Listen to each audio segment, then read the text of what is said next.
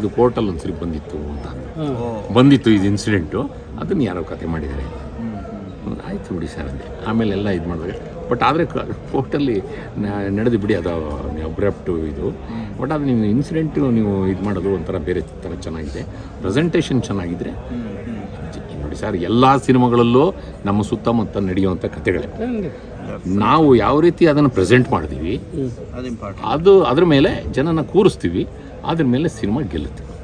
ಇವಾಗ ನೀವು ನಿರ್ಮಾಣ, ನಿರ್ದೇಶನ, ಕತೆ, ಚಿತ್ರಕಥೆ ಎಲ್ಲ ನಿರ್ಮಾಣ ನಿರ್ದೇಶನ ಅಷ್ಟೇ.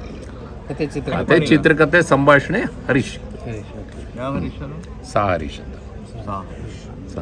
ಮತ್ತೆ ತಂದೆ ಪಾತ್ರ ನಾನಲ್ಲ, ನೀವಿಲ್ಲ. ನಾನೇ ಮಾಡೋಣ ಅಂತಿದ್ದೆ. ಆಮೇಲೆ ನನಗೆ ಎಲ್ಲರೂ ಸೇರಿ ಸರ್ ತಂದೆ ಪಾತ್ರ ನೋಡಿ ಬೇರೆ ಯಾರು ಬೇಡ ಮಂಜುನಾಥ್ ಹೆಗಡೆಗೆ ಫಸ್ಟು ಸರ್ ಸುರೇಶನ ಕೈಲಿ ಮಾಡಿಸೋಣ ಅಂತಿತ್ತು. ಸುರೇಶ ಅವನು ಕೈಗೆ ಸಿಗಲ್ಲ, ಆಮೇಲೆ ನಮಗಿಂತ ಬುದ್ಧಿವಂತರವರು, ಸೊ ನಮ್ಮ ಮಾತು ಇಲ್ಲಿ ಕೇಳ್ತಾರೋ ಅನ್ನೋ ಒಂದು ಅನುಮಾನ, ಆದರೂ ಕೂಡ ಮಾಡ್ಸೋಣ ಅಂತಿತ್ತು. ಆಮೇಲೆ ಗೀಟ್ಗೆಲ್ಲ ಪ್ರಾಬ್ಲಮ್ ಆಗುತ್ತೆ ಅಂತ ಸುಮ್ಮನೆ. ಆಮೇಲೆ ದಯಾನಂದ್ ಬೀಳಿಗಿ ಅಂತ ಕೇಳಿದೆ. ದಯಾನಂದ್ ಬೀಳಿಗಿ ಉತ್ತರ ಕರ್ನಾಟಕದ ವೃತ್ತಿರಂಗಭೂಮಿ, ಒಳ್ಳೆ ನಟ, ಅವನು ಸೂಟ್ ಆಗ್ತಾನೆ ಅಂತ. ಆಮೇಲೆ ಅವನು ಕಂಪ್ನೀಲಿ ಸೇರ್ಕೊಂಡ್ಬಿಟ್ಟಿದ್ದಾನೆ, ಅವತ್ತು ಆಗ್ತಾಯಿಲ್ಲ ಅವನಿಗೆ, ನನ್ನನ್ನು ಕಮ್ಯುನಿಕೇಟ್ ಮಾಡೋಕ್ಕೆ ಆಗಲಿಲ್ಲ. ಕೊನೆಗೆ ಮಂಜುನಾಥ್ ಹೆಗಡೆನೇ ಮಾಡಿ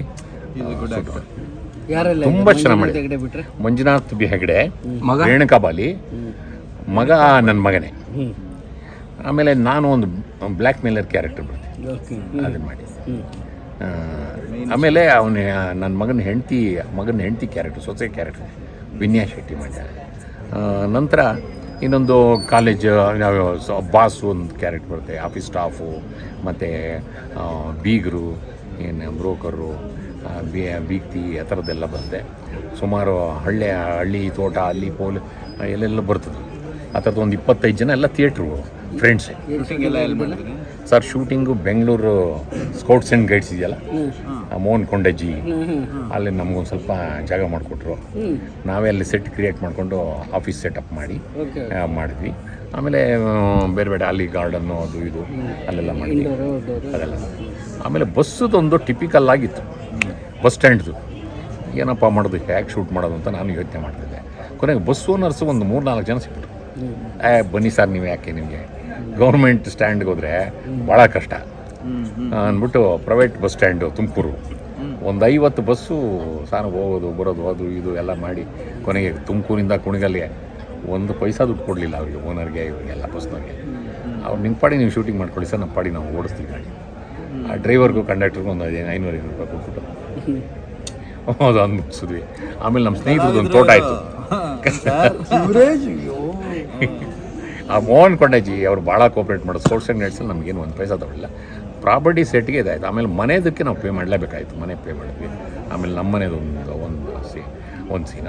ನಂತರ ನಾಗವಲ್ಲಿ ಅಂತ ಅಂದ್ಬಿಟ್ಟು ತುಮಕೂರು ಹತ್ರ ಒಂದು ಹಳ್ಳಿ ಇದೆ, ಅಲ್ಲಿ ತೋಟ ಕೆರೆ, ಅಲ್ಲಿ ಒಂದಿಬ್ಬರು ಮಾಜಿ MLAಗಳ ಮನೆ ಮುಂದೆ ಶೂಟಿಂಗ್ ಮಾಡಿದ್ವಿ. ಆ ಸೀಕ್ವೆನ್ಸ್ ಹಂಗೆ ಚೆನ್ನಾಗಿತ್ತಲ್ಲಿ, ಅಲ್ಲಿ ಶೂಟಿಂಗ್ ಮಾಡಿದ್ವಿ. ಇಷ್ಟು ವರ್ಷಗಳ ಶ್ರಮ, ಕಷ್ಟ, ದುಡಿಮೆ, ನಿರ್ಮಾಣ ಎಲ್ಲೋ ಇಲ್ಲಿ ತೊಡಗಿಸಿದ್ದೀರಾ, ಹೇಗೆ ಅನಿಸುತ್ತೆ? ಎಷ್ಟು ಕಂಫರ್ಟಬಲ್ ಆಗಿದ್ದೀರಾ? ಅರ್ನ್ ಮಾಡಿದ್ದೆಲ್ಲ ಮಾಡಿರ್ತೀರಾ? ಹೆಂಗೆ ಆ ಧೈರ್ಯ ಹೆಂಗೆ ಬಂತು, ಏನು? ಸರ್ ನನಗೆ ಡಾಕ್ಯುಮೆಂಟ್ರಿ ಮಾಡಿದ್ದೆ, ಅಂದರೆ ನಾನು ಯಾರಿಗೋ ಸಾವಂತ್ ಅಂದ್ಬಿಟ್ಟು ಅಸೋಸಿಯೇಟ್ ಅವ್ನು ಡಿಪೆಂಡ್ ಆಗಿ ಒಂದು ಗೌರ್ಮೆಂಟ್ ಆ್ಯಕ್ಟಿವ್ ಅವ್ನು ನನ್ನ ಗೆಳೆಯ. ಕ್ರಿಪ್ಕೋ ಫರ್ಟಿಲೈಸರ್ ಸಿಕ್ತು, ಅದಕ್ಕೆ ಕತೆ ಮಾಡೋದಕ್ಕೆ ಒಂದು 2-3 ಜನ ಕಾಂಟ್ಯಾಕ್ಟ್ ಮಾಡಿ ಹೇಳ್ಬೇಕು ಬೇಡ, ಬರೀ ಪಾರ್ಟಿಗಳೇ ಆಗೋಯ್ತು, ಕತೆ ಬರಲಿಲ್ಲ ಅವರು. ಕೊನೆಗೆ ನಾನೇ ಕತೆ ಮಾಡಿಕೊಂಡು ಆಮೇಲೆ ರಾಜೇಂದ್ರ ಕರತ್ತು ನನಗೆ ಹಾಡು ಬರ್ಕೊಟ್ಟ, ಎಲ್ಲ ಮಾಡಿದೆ. ಸರ್ ನಾಳೆ ಶೂಟಿಂಗ್ ಹೋಗ್ಬೇಕು, ಇವತ್ತು ಸಾವಂತು ನನ್ನ ಬೆನ್ನು ನನಗೆ ನಿಂತ್ಕೊಳ್ಳೋಕ್ಕೆ ಆಗ್ತಾಯಿಲ್ಲ ಅಂತ ಅಂದ್ಬಿಟ್ಟು ನಾನೆಲ್ಲ ಸ್ಕ್ರೀನ್ ಪ್ಲೇ ಮಾಡಿ 100 ಶಾರ್ಟನ್ನ ಮಾಂಟೇಜಸ್ ಶಾರ್ಟ್ನ ನಾನು ಬರೆದಿದ್ದೆ. ಅದೆಲ್ಲ ನೋಡ್ಬಿಟ್ಟು ನಾನೇ ಆಗಬೇಕು ಅಂತ ಕೂತ್ಕೊಂಡೆ. ನೋಡಿ ಇವೆಲ್ಲ ನನಗೆ ನಾಟಕ ಆಡಬೇಡ ದಯವಿಟ್ಟು, ನೀನು ಡೈರೆಕ್ಟ್ರು ಅಂದಮೇಲೆ ನೀನು ಬರಬೇಕು ಅಷ್ಟೆ. ಇಲ್ಲ ಕಣ ಆಗುತ್ತೆ ಹೋಗ ನೀನು ಮಾಡೋ. ಕೊನೆಗೆ ನಾನೇ ಮಾಡಿದೆ 3 ದಿನ ಡಾಕ್ಯುಮೆಂಟ್ರಿನ. ಆಮೇಲೆ ನಾನು ಹೊಸ ಬೆಳಕು ಅಂತ ಒಂದು ಕ್ರಿಪ್ಕೋ ಫರ್ಟಿಲೈಸರ್ಸ್ ಅವರು ಒಂದು ಸ್ವಲ್ಪ ದುಡ್ಡು ಕೊಟ್ಟಿದ್ರು. ಆಮೇಲೆ ಅವರು ನಾವು ಕಾಮಿಡಿ ಆರ್ಟಿಸ್ಟು, ಕಾಮಿಡಿಗೆ ನಾವು ಒಂದು ಸ್ವಲ್ಪ ನೀವು ಸ್ಯಾಂಕ್ಷನ್ ಮಾಡಿಬಿಟ್ರಿ, ಇಷ್ಟೊಂದು ಸೀರಿಯಸ್ ಆಗಿ ಇಷ್ಟು ಚೆನ್ನಾಗಿ ಮಾಡ್ತೀನಿ ಅಂದರೆ ನಾವು ಬೇರೆ ಥರ ಸೆಂಟ್ರಲಿಂದ ನಿಮ್ಗೆ ಫಂಡ್ಸ್ ಕೊಡಿಸಿ ಸರ್. ಈಗ ಹೋದೆ ಅವ್ರು ಕೊಡಿಸ್ಲಿಲ್ಲ, ಅದಾಗಲಿಲ್ಲ.